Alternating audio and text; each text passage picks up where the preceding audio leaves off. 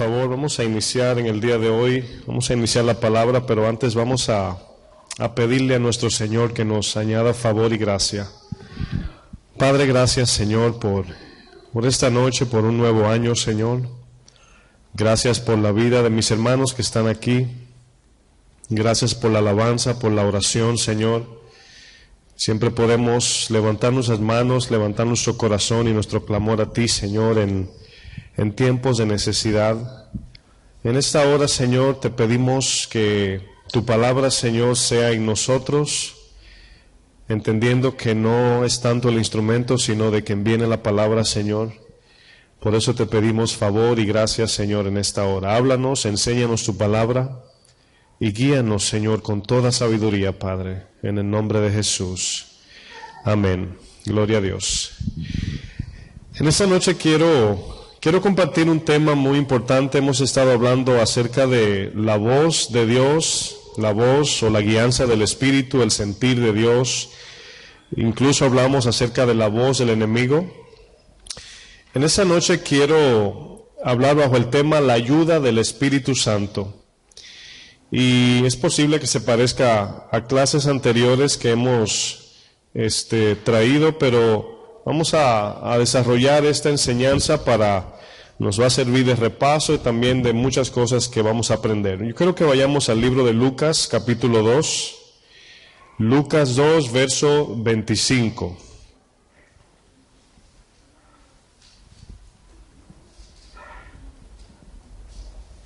Lucas 2, verso 25.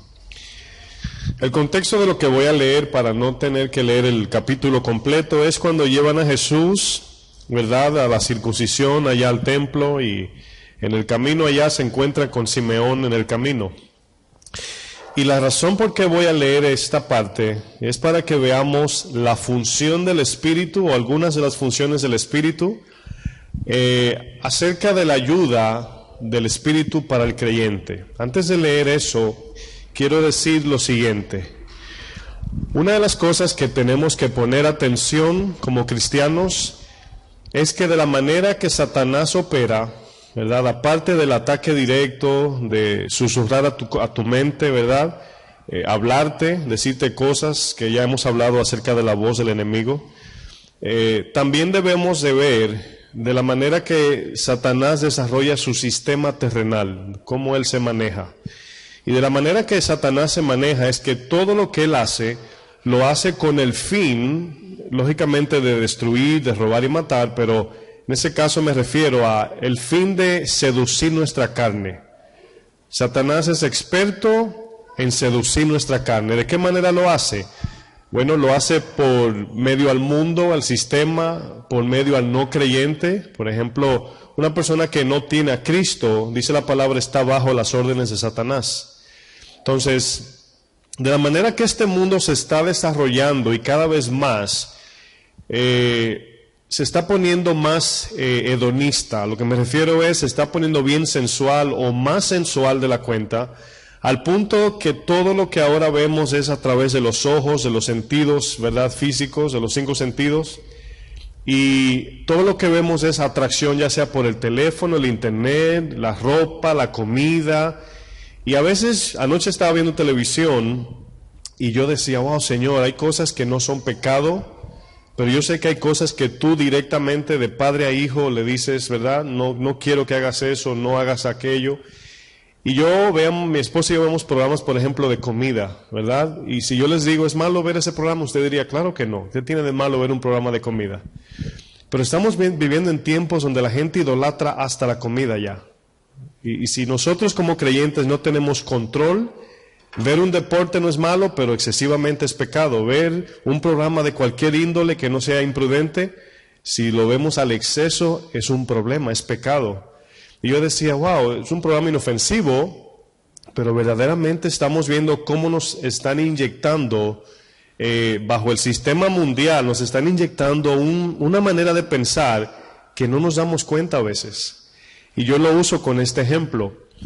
Hace poco, algunos meses, escuché una historia de un hombre que salió de la cárcel, que tenía 20 años en la cárcel.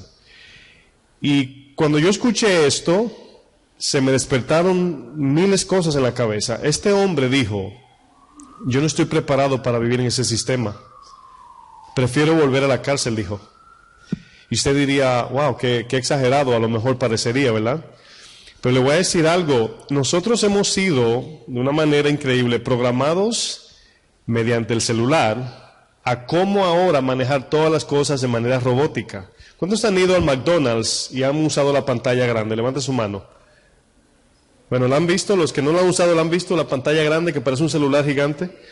Bueno, de la manera que hemos sido programados es que si usted sabe manejar su celular, usted va a saber utilizar cualquier pantalla de toque en cualquier sistema o negocio o tiendas de compra.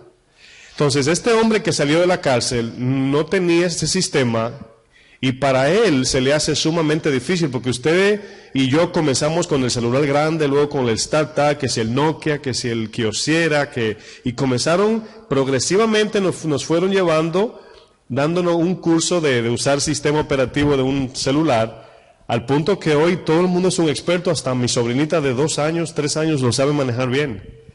No sé si me están entendiendo, no quiero exagerar. Pero estamos cada vez más entrando, hermanos, ya el chip es algo normal.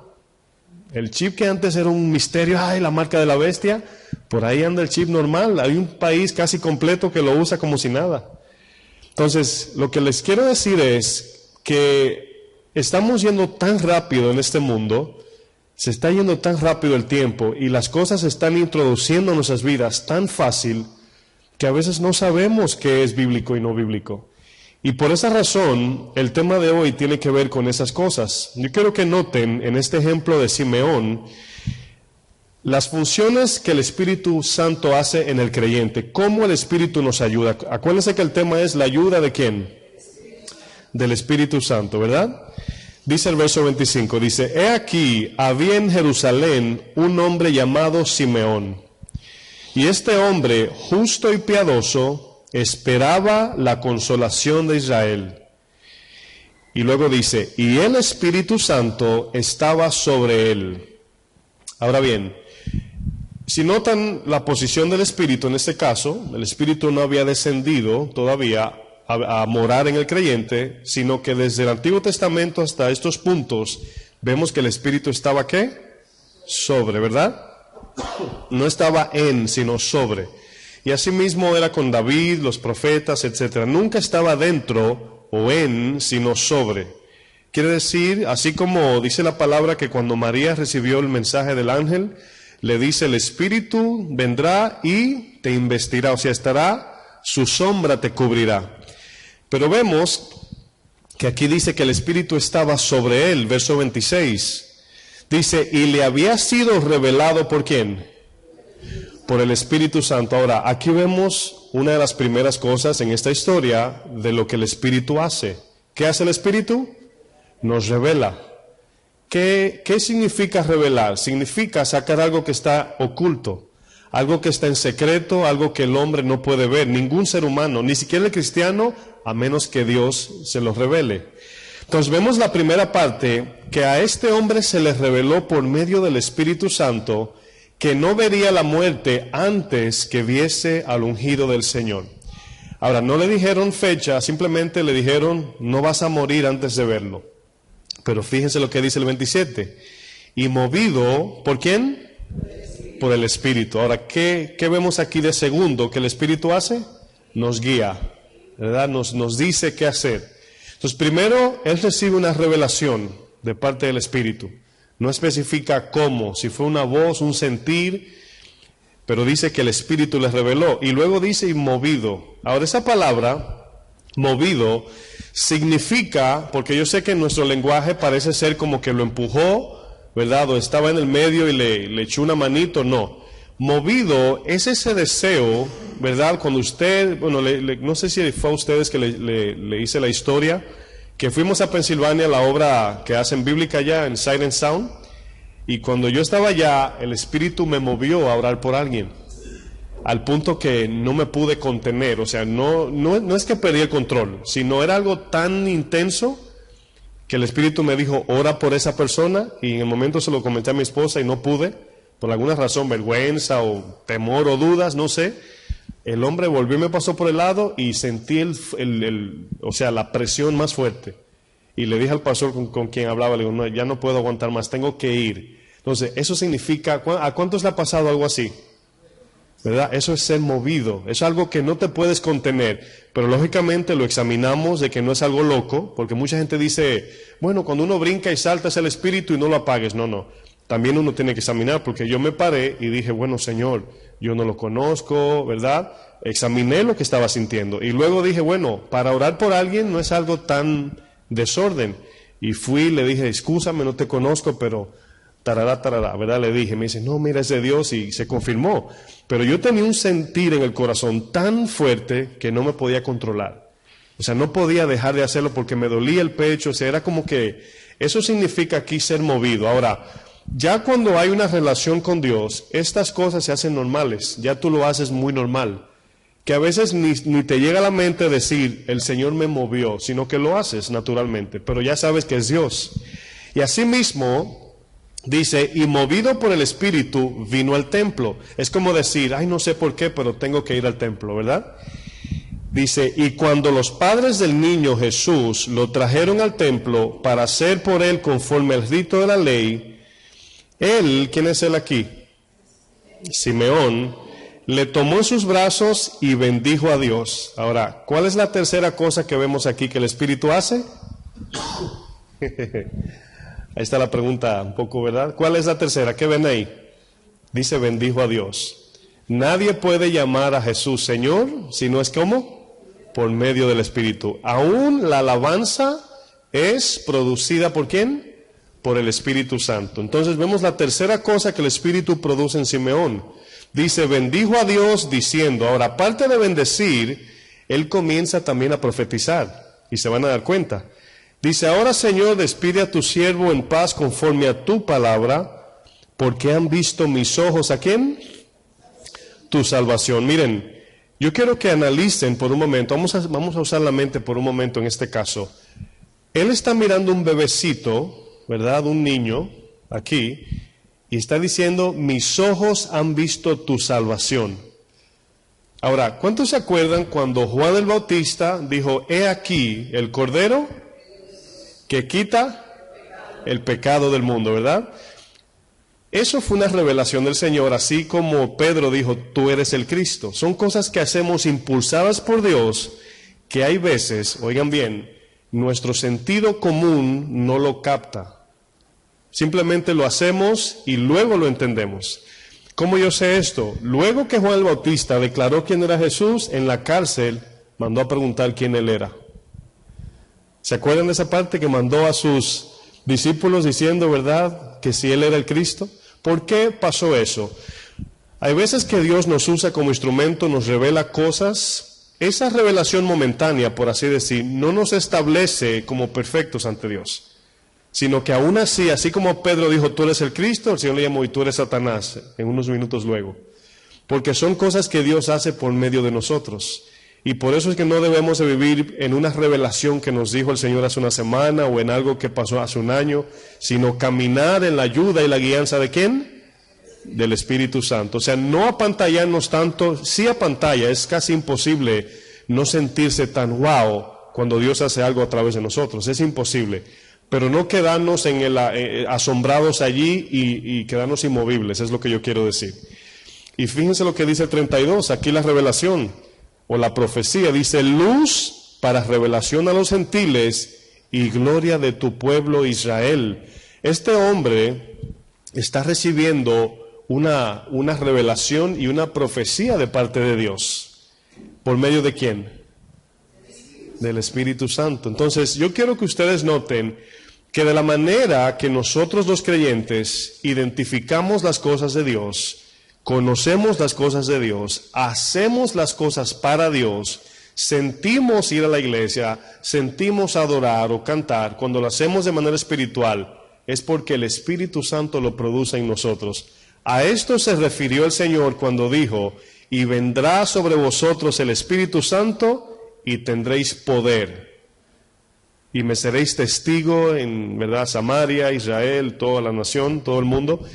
esa palabra, recibiréis poder cuando haya venido sobre vosotros, esa palabra poder significa poder para vencer el pecado, poder servir a Dios, poder entender su palabra, poder anhelar su palabra. Es ahí donde se resume el verso que tanto leemos, es Dios quien produce en nosotros el querer como el hacer. Dios lo hace por medio de su Espíritu. Ahora, ¿qué nos lleva a humillarnos, a ser humildes? Esto nos ayuda a reconocer que aún ir a la iglesia, el anhelo, lo pone el Espíritu Santo en nosotros. Por eso es que yo, por ejemplo, respeto mucho cuando un pastor dice que él, y quiero ser cuidadoso en lo que voy a decir porque luego que lo diga voy a explicar algo. Cuando un pastor dice, yo no le digo a la gente, ven a traer tu dinero, o vengan a ofrendar. Lo que hacemos es anunciamos el tiempo de la ofrenda. ¿Y quién es el que tiene que mover el corazón del creyente? ¿Y quién tiene que responder a lo que produce el Espíritu? Nosotros, de manera individual. Ahora, sí enseñamos, sí recordamos, sí exhortamos, pero no inducimos ni manipulamos a nadie para que dé. Eso es una de las cosas que yo creo fielmente como pastor. De que si alguien es cristiano, ¿verdad?, sí hay que enseñarlo, pero no hay que estar siempre ahí, ¿verdad?, con la vara en la mano, motivando a la gente a que dé, sino que cada quien dé de su corazón, como dispuso. ¿Cómo puede uno disponer? Porque el Espíritu es el que le dice a uno. Es el Espíritu Santo que te dice cuánto, cómo, si tienes que dar, si no debes dar nada, así como Ananías y Zafira, ¿se acuerdan? Esa es otra función del Espíritu. El Espíritu produce ese anhelo de dar. Entonces, sí hay que enseñar y sí hay que recordar, pero no hay que manipular. Entonces, a veces ven que hay pastores que dicen, bueno, cuando estamos alabando, levanten las manos. Bueno, no es malo, pero normalmente debemos apelar a que el Espíritu Santo mueva la iglesia, ¿verdad? Por la palabra, por la predicación, por la enseñanza, y luego dejar que la iglesia produzca fruto. ¿Me están entendiendo? Entonces, quiero ver otro ejemplo en Juan 16, si usted me acompaña, por favor. Juan 16, verso 13. Juan 16, verso 13. Aquí Jesús, lógicamente, cuando andaba con los discípulos, el Espíritu estaba sobre ellos, pero Jesús era quien representaba el Espíritu Santo en ese momento. Por eso le decía, el Espíritu que está con vosotros y luego estará en vosotros, o sea, dentro. Entonces aquí en los capítulos 14, 15, 16, 17, ya Jesús está ya despidiendo. Todos sabemos que el capítulo 17 es la oración por los discípulos. Y en el verso 13 del capítulo 16, ¿están ahí? Dice, pero cuando, son palabras importantes, cuando venga el Espíritu de verdad, cuando Él venga, Él, lo está especificando claramente, Él, ¿quién es Él? El Espíritu. Él os guiará a toda verdad. Ahora, siempre lo enseño de esta manera.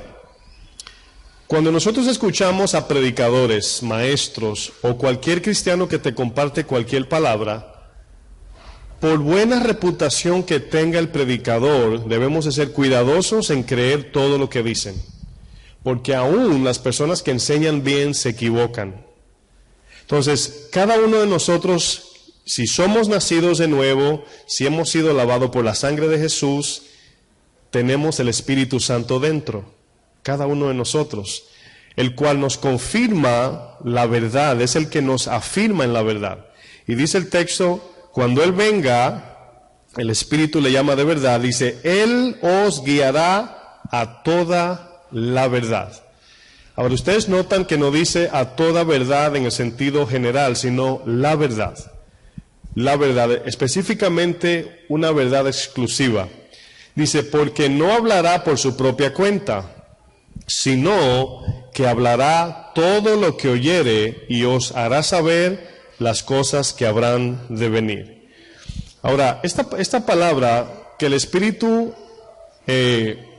dice que hablará todo lo que oyere. Ahora, fíjense la función del Espíritu. ¿quién es el que da la orden en la Trinidad, por así decir? ¿Quién me dice? El Padre, ¿verdad? ¿De quién es la voluntad? ¿De quién es la voluntad? Del Padre, del Padre.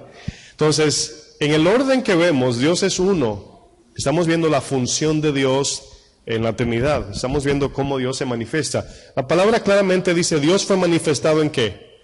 En carne, o sea, se manifestó, se hizo visible.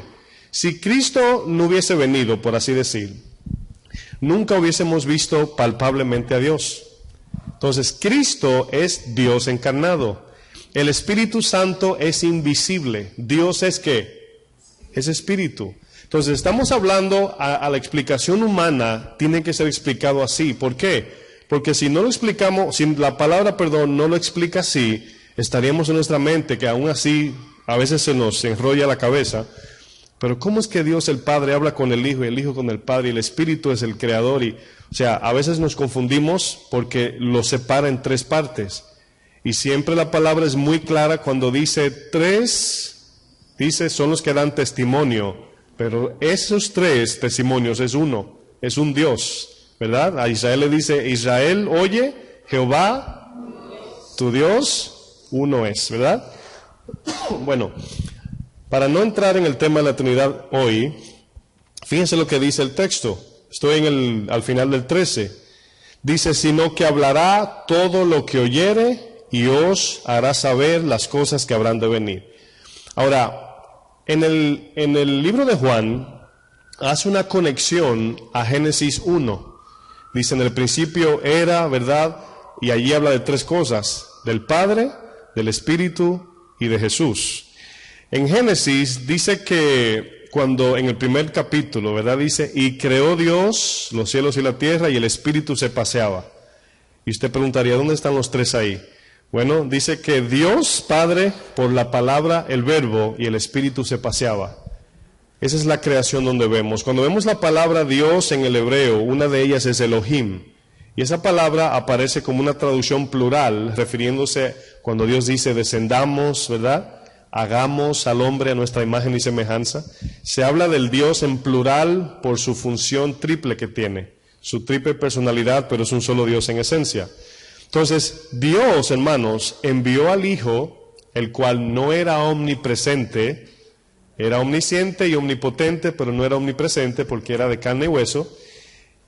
Lo envió para morir por nosotros. Dice, si no me voy, el Espíritu no puede venir. En otras palabras, yo no puedo estar en Asia Menor y en Roma al mismo tiempo. Tengo que irme para que venga aquel el cual va a habitar en cada creyente y cada creyente será enviado a las naciones. Por eso dijo Jesús, y me seréis testigo. Entonces el tabernáculo que antes había que ir a Jerusalén a adorar, ahora somos usted y yo. Somos los tabernáculos del Señor, hermanos, ahora. Y ahora la operación del Espíritu, y fíjense ahora a donde los quiero llevar a lo importante. Es aquí donde, cuando pensaba en este tema, me traía a memoria tantas cosas, porque nosotros nos podemos engañar. Yo los puedo engañar a ustedes me pueden engañar a mí. ¿Estamos de acuerdo? Pero a Dios no puede ser burlado. Entonces, ¿por qué estoy diciendo esto? Porque Primera de Tesalonicenses dice, no apaguéis al Espíritu, ¿verdad? Entonces, el Espíritu sabe todo. El Espíritu escudriña lo más profundo de nosotros. El Espíritu sabe la intención de lo que hacemos y por qué lo hacemos. El Espíritu sabe cuando hablamos mentira. El Espíritu sabe si estamos hablando con doble cara, si estamos calumniando, chismoseando, si lo que digo es de corazón o no. Él sabe eso. Entonces, cuando nosotros operamos en ese sentido de mentira, ¿verdad? El Espíritu se apaga, no funciona, no opera en nosotros. Entonces, por eso es que la palabra nos habla de honestidad, de realidad, de que seamos verdaderos ante el Señor, porque de otra manera, si no caminamos en verdad, hermanos, desafortunadamente, o a lo mejor afortunada porque nos ayuda, el Espíritu no va a operar. ¿Están de acuerdo? Miren, le voy a decir algo que quiero que vayamos a Primera de Juan, y antes de leer vamos a ver unos ejemplos. Primera de Juan 2, vamos a ver el verso 26. Quiero decir esto, y lo digo con respeto, en la iglesia de Cristo, en la iglesia que vemos, hay muchos cristianos, pero pocos son espirituales. Muy pocos. ¿Cómo sabemos esto? Bueno, yo no lo sé, yo no solamente estoy hablando según la Biblia, pero cuando un cristiano es espiritual, no anda o no piensa según lo que ve por fuera, según las cosas que sus ojos ven. La palabra dice, no andamos por vista, ¿cómo andamos? Andamos por fe. Andar por fe es andar de manera espiritual, ¿verdad? Andar en el espíritu. Entonces, la conexión, y yo sé que esto es aquí donde nosotros batallamos profundamente. Ser espiritual. El Espíritu Santo, cuando el Espíritu Santo va a operar en nosotros o a través de nosotros, lo primero que el Espíritu Santo nos exige es pobreza espiritual. ¿Se acuerdan lo que dijo Jesús? Bienaventurados los pobres en espíritu, porque de ellos es que el reino de los cielos. Eso se estaba refiriendo, el Espíritu Santo. El reino de Dios es el gobierno de Dios. ¿Y quién gobierna? ¿Verdad? Según Dios o según su persona es el Espíritu Santo. Entonces, la iglesia debe ser gobernada ¿por quién? Por Cristo, la cabeza. Pero ¿quién es el que hace la operación en la iglesia? El Espíritu Santo. En cada iglesia de las 7 iglesias de Apocalipsis, al final Jesús decía, el que tiene oídos para oír, oiga lo que el Espíritu dice a la iglesia. Y dice también Pablo a Timoteo, en los posteriores días el Espíritu dice claramente que habrán espíritus engañadores. Ahora, a través del Nuevo Testamento nos damos cuenta, también en el Antiguo, pero estamos en el Nuevo Pacto, nos damos cuenta la función y la necesidad en nosotros del Espíritu Santo. El discernimiento espiritual en la iglesia es sumamente importante. ¿Por qué? Porque usted no conoce a todo el que entra por la puerta. El pastor no conoce a todo el mundo. Hay veces que las personas vienen por primera vez y dicen, pastor, yo me quiero congregar aquí y, ¿verdad? Yo soy hija de Donald Trump, mi esposo, ¿verdad? Es el hijo de la reina Elizabeth y uno tiene que creerlo, porque uno no sabe.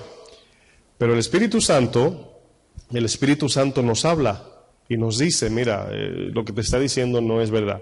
Ahora, esto no es como si fuera una máquina, que las personas pasan por un escáner y tú lo conoces. Dios sabe cuándo lo hace, pero se necesita el discernimiento como cristianos. ¿Por qué? Porque Satanás, hermanos, disfraza las cosas. Y si usted cree las cosas por lo que ve, una persona disfrazada no es una persona honesta. Dice que Satanás se disfraza de ángel de luz, y el único que sabe que es Satanás disfrazado es el Espíritu Santo. Miren lo que dice el verso 26 de Juan 2. ¿Llegaron todos allí? Primera de Juan 2, 26. Disculpen. ¿Llegaron? Dice, aquí hablando Juan, he escrito esto sobre los que ¿qué dice?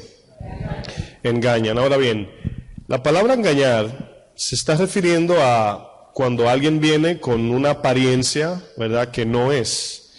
Y los engaños, por ejemplo, si usted ha tenido negocios o trabaja en algún lugar, podemos desarrollar cierto discernimiento humano, por así decir, de uno distinguir las personas que vienen como con artimañas, ¿verdad? Dios nos da un discernimiento humano para defensa personal, para cuidarnos. Pero cuando alguien viene diciéndote, por ejemplo, te dice, así te dice el Señor, ¿verdad? ¿Cómo tú sabes que es Dios o no? El Señor te dice que tienes que mudarte, ¿verdad?, allá a China.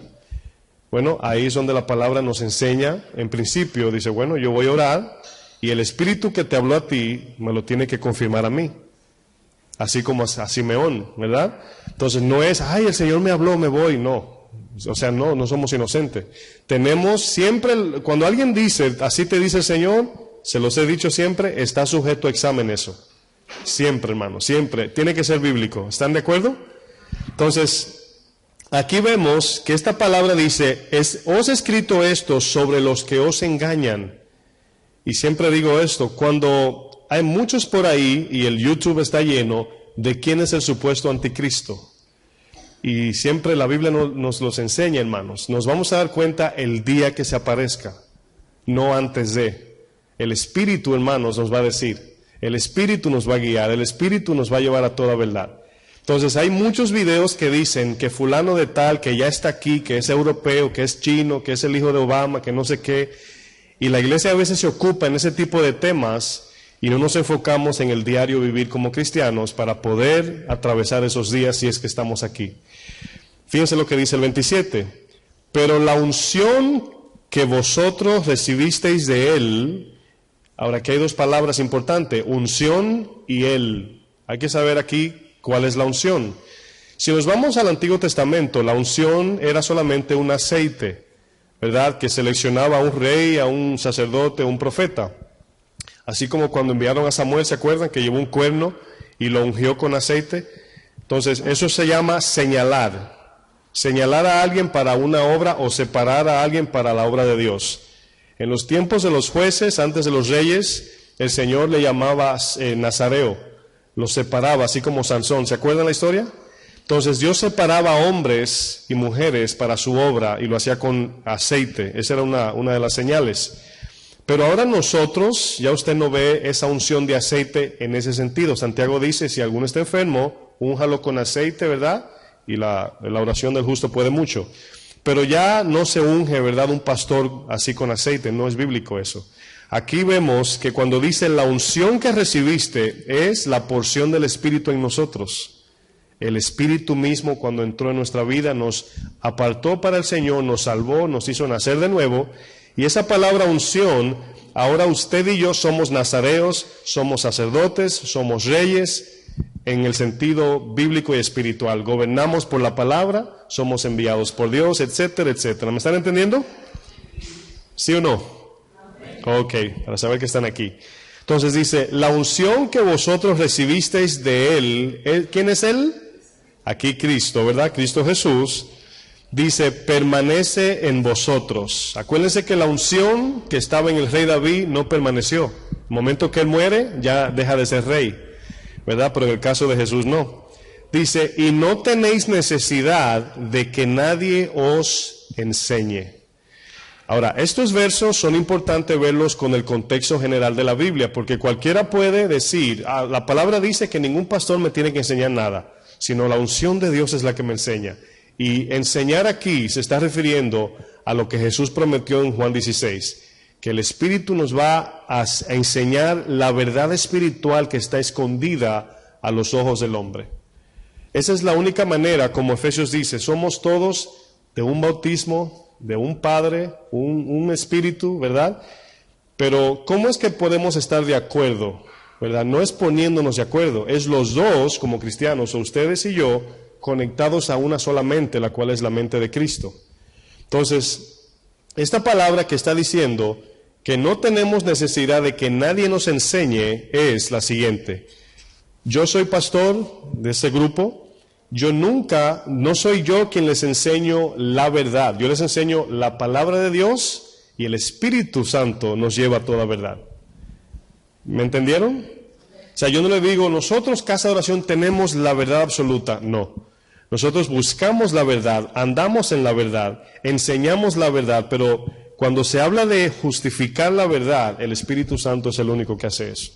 Convencer de pecado, la iglesia no convence ni el predicador, es el Espíritu que hace eso. Esa es la función del Espíritu. ¿Están aquí? Entonces, esta palabra es muy importante. Cuando alguien te dice algo, nosotros tenemos que tener una relación íntima con Dios y una vida espiritual para poder saber cuando algo es de Dios o no. ¿Ustedes creen que Pablo era de Dios, un hombre de Dios, sí o no? ¿El apóstol Pablo? Bueno, los bereanos le abrían la Biblia y decían, espérate Pablo, vamos a ver si lo que dices es verdad. ¿Por qué ellos no confiaron en el nombre de Pablo? Porque Pablo era un hombre común y corriente, a pesar de que era un hombre de Dios. Entonces nosotros conocemos hombres de Dios. Y yo les intimo, hermanos, no se acostumbren a los hombres y mujeres de Dios, acostúmbrense al Espíritu Santo, el cual es confirmado por la palabra, ¿verdad? Hay tres desbalances, esos son los tres. Primero hay algunos que dicen, no, porque la palabra, ¿verdad?, es lo que dice ahí y eso es todo, eso es 100%. Pero hay veces que el Espíritu Santo nos da una orden. Por ejemplo, cuando un pastor recibe un llamado pastoral, no aparece su nombre en la Biblia. Es el Espíritu que lo llama. ¿Entienden eso? Entonces, pero ahora, la respuesta del pastor tiene que ser bíblica. Como el pastor se conduce, tiene que ser bíblico. ¿Me están entendiendo, verdad? ¿Tiene sentido?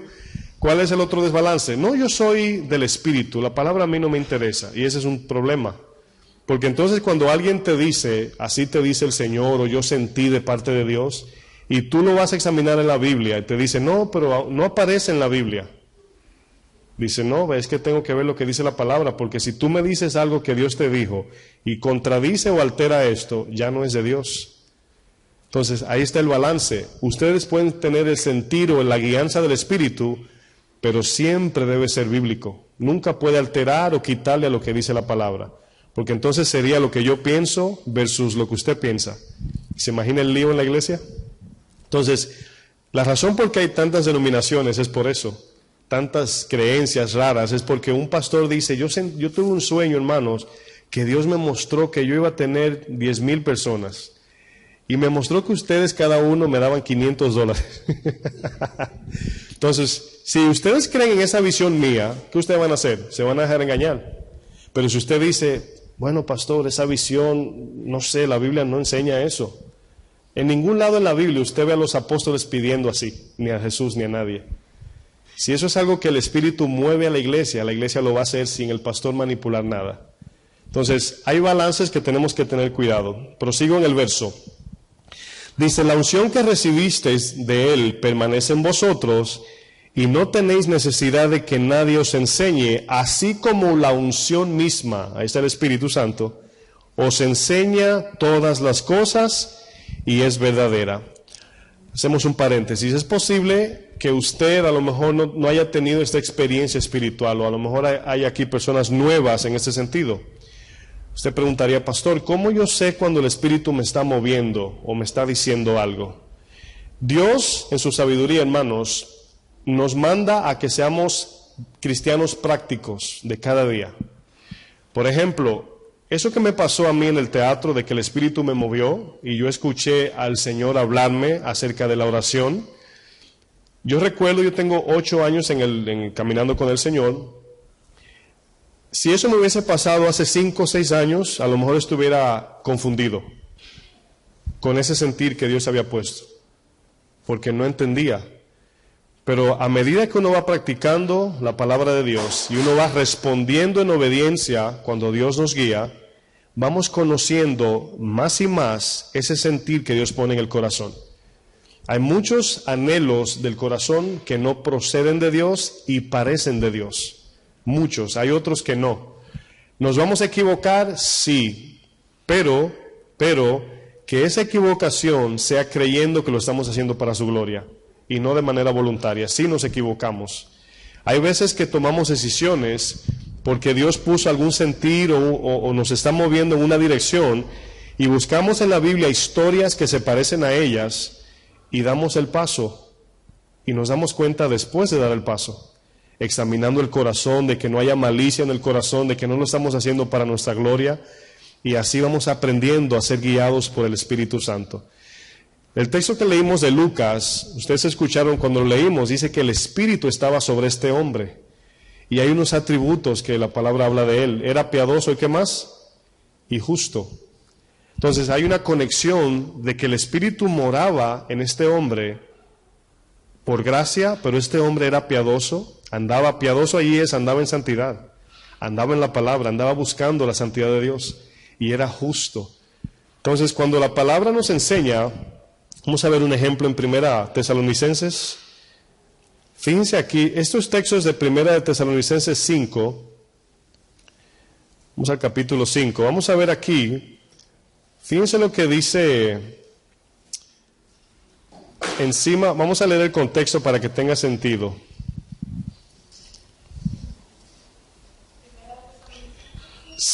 Capítulo 5, verso 12.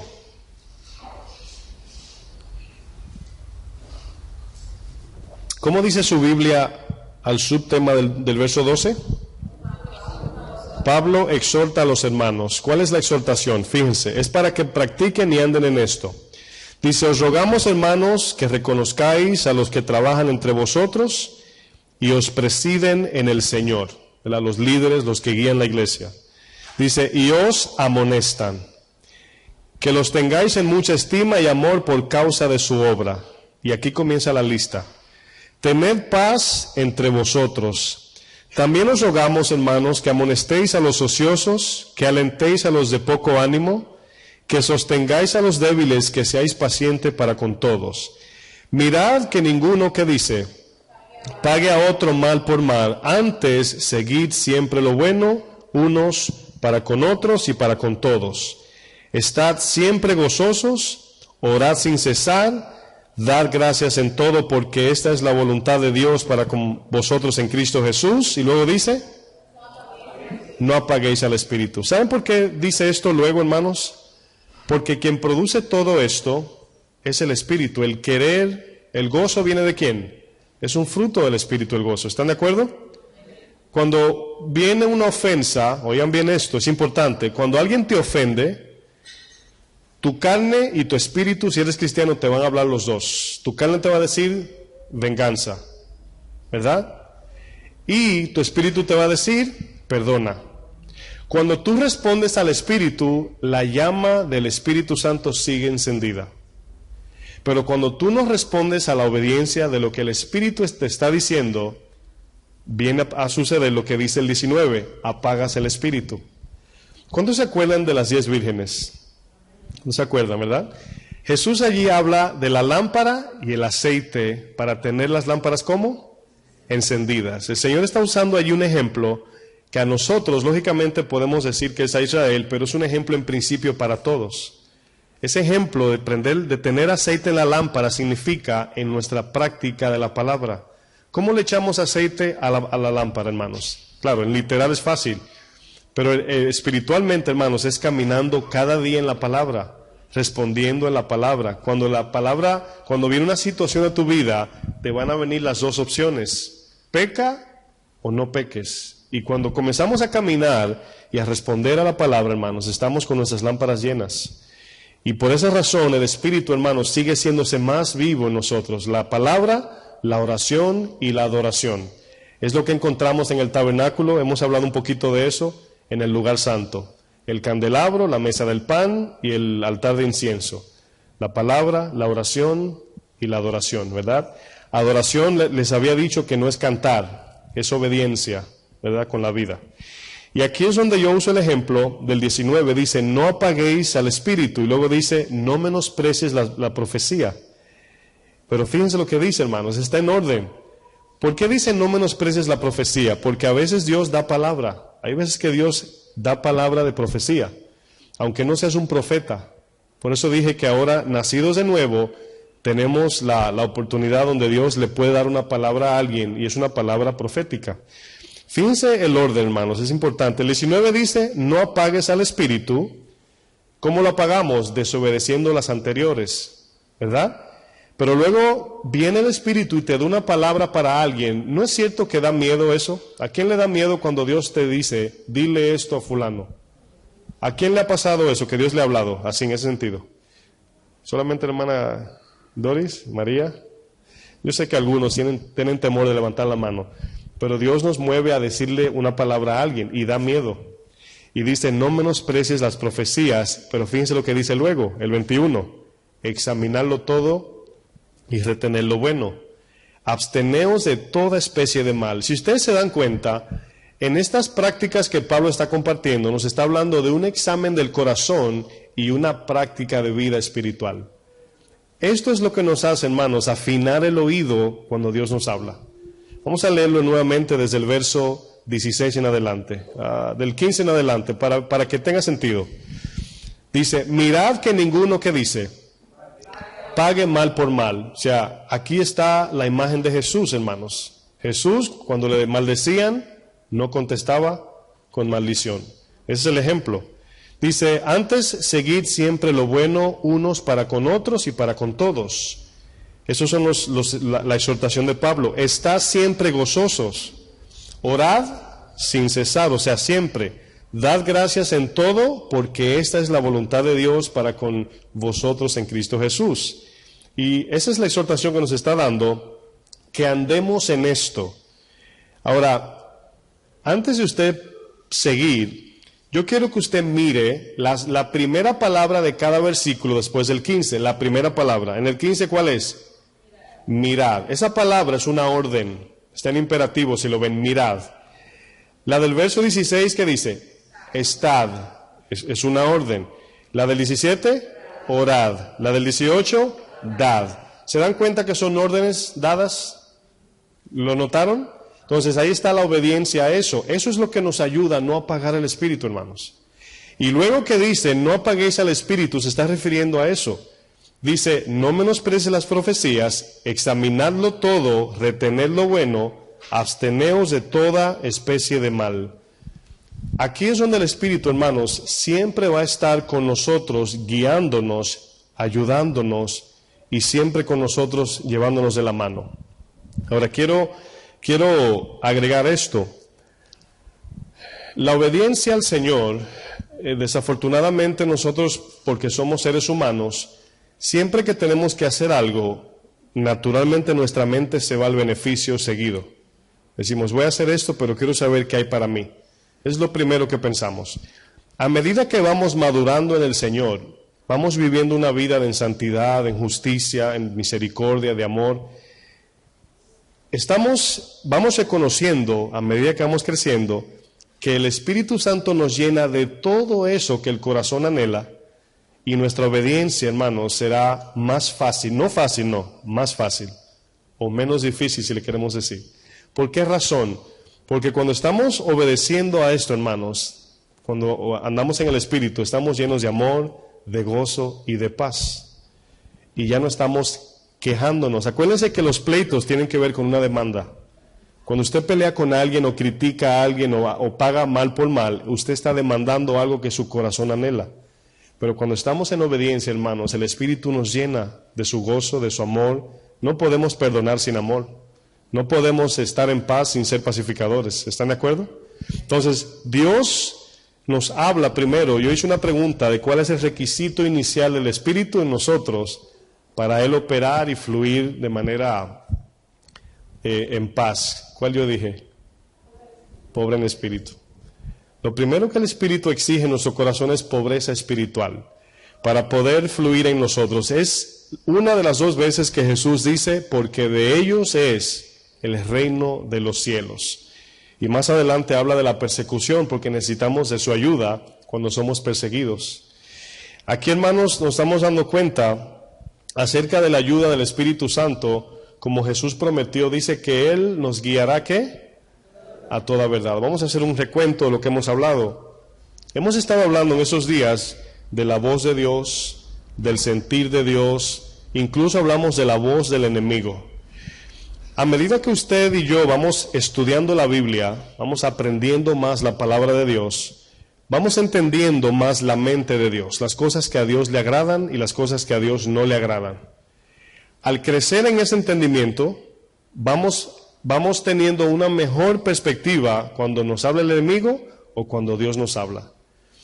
Lo que pasa es que todavía hay muchas cosas en nuestro corazón que le llamamos bueno, el cual Dios desecha.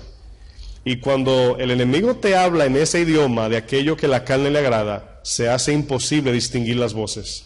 Pero a medida que vamos creciendo, hermanos, quiero que vayamos a 2 de Corintios 10. 2 de Corintios 10. Vamos a ver un ejemplo que voy a usar aquí con esos versos. 2 de Corintios 10.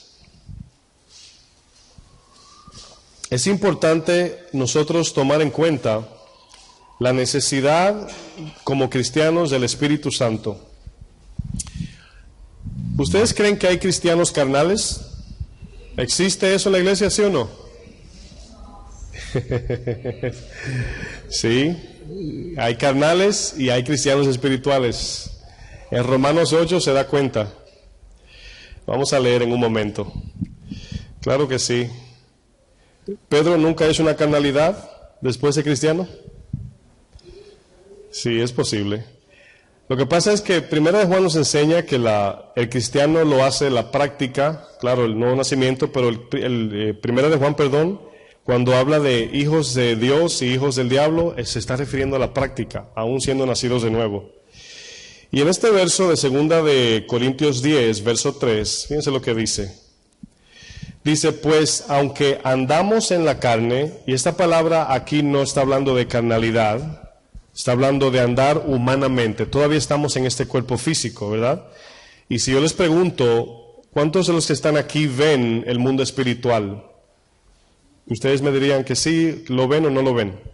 Bueno, lo pueden ver eventualmente, pero no vivimos en ese mundo espiritual así. ¿Se acuerdan cuando Eliseo le dice a su siervo, verdad? Señor, ábrele los ojos.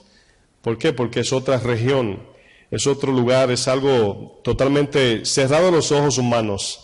Y aquí Pablo está usando un ejemplo, dice, aunque andamos en el cuerpo físico, aunque somos humanos, esa es la idea, dice, no militamos, o mejor dicho, no operamos según la carne física. Quiero que no se confundan con la palabra carne, no se está refiriendo al pecado, está refiriendo a la humanidad. Dice, porque las armas o las herramientas también podemos decir, las armas de nuestra milicia no son carnales. Imagínense que un demonio lo ataque y usted le tire un derechazo. ¿Usted cree que le dé? Entonces, un ejemplo estoy usando para que vea lo que está diciendo el verso. No, nuestra lucha no es carnal, o sea, no. Y aquí más me voy más allá. Cuando dice no es carnal, tampoco se está refiriendo, disculpen, a que cuando tu prójimo te ofenda, sea cristiano o no, que no pelees con él, porque la lucha no es con él. Efesios 6 dice que no tenemos lucha con carne y sangre, ¿verdad? Sino con lo espiritual. Bueno, ahí nos damos cuenta que Pablo nos está llevando a un principio importante, que aunque estamos en este cuerpo físico, no debemos caminar según el cuerpo físico. Y esa es la parte, yo creo, que se hace difícil al cristiano. Cada día, por así decir, reconectarse en el Espíritu y caminar durante todo el día y no olvidarse que no anda por vista, sino por fe.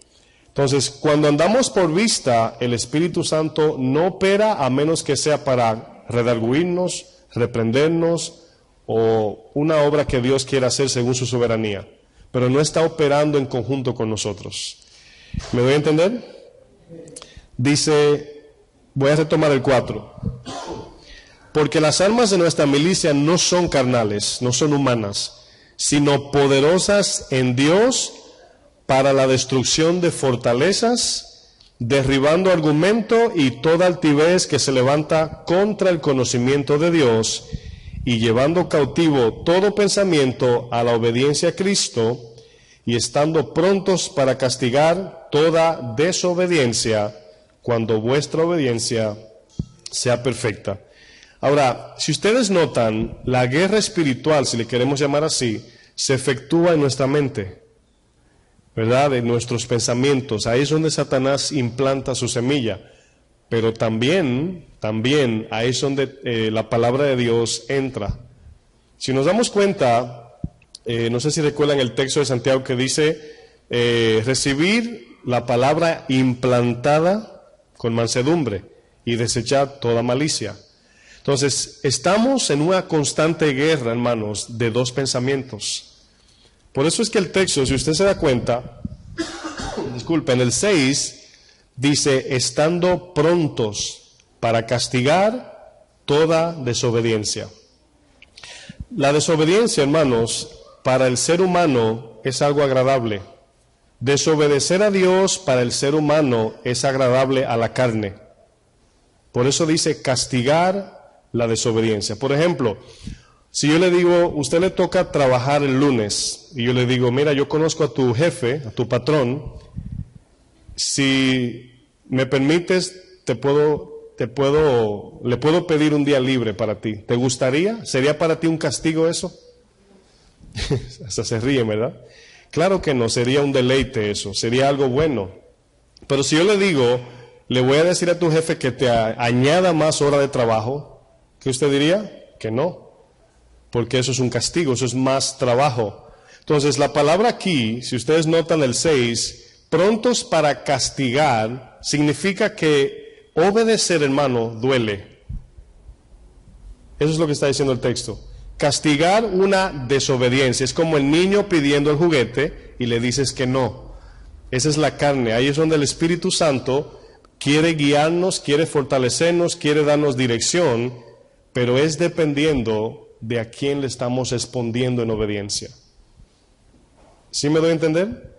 Entonces, Dios, en el caso de Pablo, cuando dice Efesios 5:18, dice, sed llenos del Espíritu, está hablando no solamente llenos de la palabra, sino en decisión de vivir en esa palabra. Porque nos podemos llenar la cabeza de conocimiento. ¿Están de acuerdo? Podemos saber mucho. Pero sed llenos del Espíritu habla del corazón. Por eso, si ustedes notan, el mismo texto que estamos leyendo, dice, si me dan un momentito, dice el verso 5, derribando argumentos. ¿Qué es derribar un argumento? Lógicamente es cuando alguien está en contra de una discusión o una verdad. Dice, y toda altivez que se levanta contra el conocimiento de Dios, y luego dice, y llevando cautivo todo pensamiento a la obediencia a Cristo, o es el 6, y estando prontos para castigar toda desobediencia, y luego dice, cuando vuestra obediencia sea ¿qué? Sea perfecta. Si usted se pregunta, ese verso aislado se confunde, porque nadie es obediente perfectamente. La palabra aquí, obediencia sea perfecta, se está refiriendo a una obediencia al 100% en decisión de andar en la palabra de Dios. Aquí perfecto, está hablando de completos. Por ejemplo, cuando usted dice, voy a mi casa, y en el camino no tiene otra decisión de pararse en ningún lugar, sino derecho para su casa, esa decisión se le puede llamar una decisión perfecta. ¿Me doy a entender? No está hablando de perfección aquí, de que somos perfectos o no. Dice, cuando vuestra obediencia sea perfecta, cuando estén decididos a hacer la voluntad de Dios, entonces así podremos castigar toda desobediencia. ¿Por qué? Porque de la única manera que podemos obedecer es bajo la ayuda del Espíritu Santo. Aún obedecer, hermanos, necesitamos la ayuda del Espíritu Santo. Pero el Espíritu espera que nosotros primero decidamos. Él no manipula nuestra decisión. En el momento que decimos, Señor, por ahí quiero ir en tu gracia, entonces el Espíritu entra en operación. Él no se mueve hasta que usted y yo nos plantemos en una decisión según la palabra. ¿Cómo sabemos esto? Vamos a ver un pequeño ejemplo en 2 de Timoteo 2. Sí.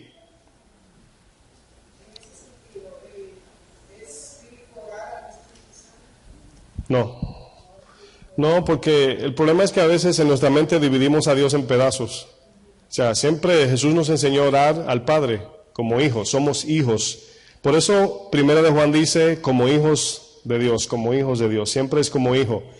Y cuando se le pide al Señor, ¿verdad? Nunca, yo no creo que sea antibíblico, no creo, pero en la Biblia no se ve casi a nadie, o sea, nunca a nadie diciendo espíritu a Dios, o sea, nunca. Siempre el Señor, ¿verdad?, envía su Espíritu, o sea, en ese sentido. Y siempre es al Padre porque nos ayuda a ponernos en la posición de siervos y hijos por abajo del Señor. Pero en la Biblia, o sea, si alguien lo hace, el Señor no sé si lo condenaría, yo no lo sé, pero bíblicamente no aparece esa oración al Espíritu, ¿verdad? O sea, alguien llamando al Espíritu, nunca, siempre al Padre, en el nombre de Jesús, claro. Bueno, fíjense lo que le dice Pablo como consejo a Timoteo. El primer verso de 2 de Timoteo 2, ¿están allí? ¿Cómo dice? Tú pues, hijo mío, ¿qué? Esfuérzate en la gracia que es en Cristo Jesús.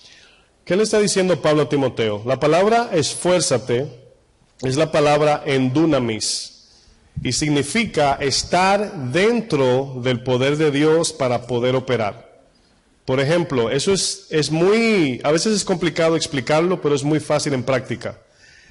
Vamos a hacer un ejemplo práctico para entender esto. Cuando Pablo le está dando instrucciones a Timoteo, le dice, esfuérzate confiado en la gracia de Dios. O sea, no te esfuerces en tu autosuficiencia, ni en tu intelecto, ni en tu juventud, sino esfuérzate en la gracia. ¿Qué es la gracia? El favor que Dios da.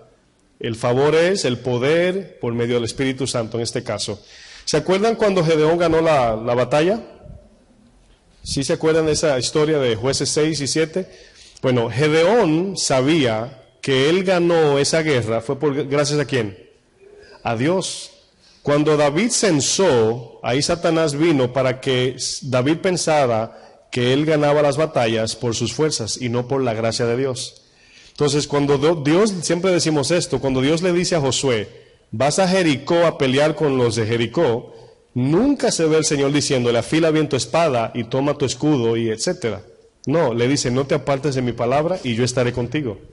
Entonces, Pablo le está diciendo aquí a Timoteo, esfuérzate en la gracia. O sea, en el caso mío, cuando yo predico, yo puedo durar horas muertas estudiando la palabra y puedo ver que el diccionario me enseña esto y puedo aprender cosas, pero cuando me paro aquí, siempre digo, Señor, dame gracia. Porque yo sé que sin su gracia es puro intelecto, nada más. Entonces, es como yo decirle, por ejemplo, hermanos, le voy a buscar, es un ejemplo viejo ya, pero para que lo entiendan.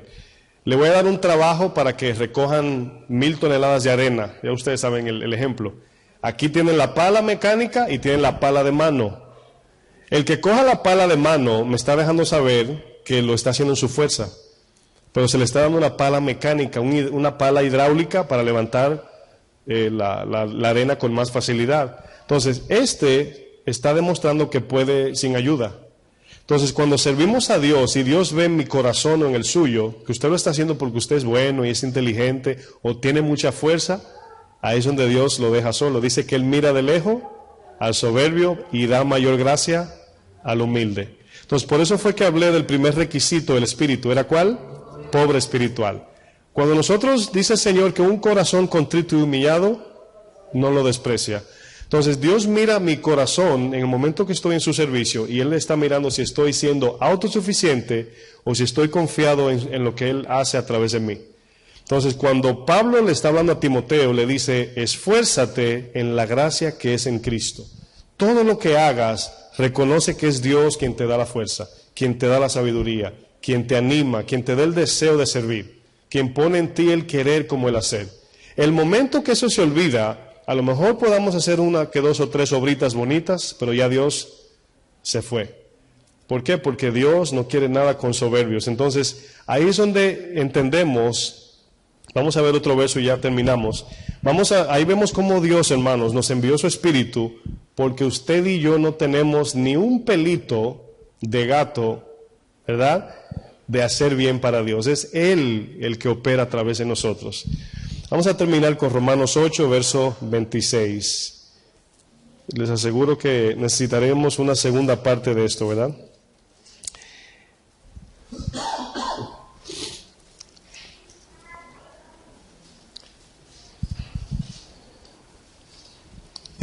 Cuando usted piensa en eso, hermanos, le digo esto para que no se olvide. Cuando usted medita en lo que hemos hablado y solamente hemos tocado puntos, esto nos humilla como creyentes.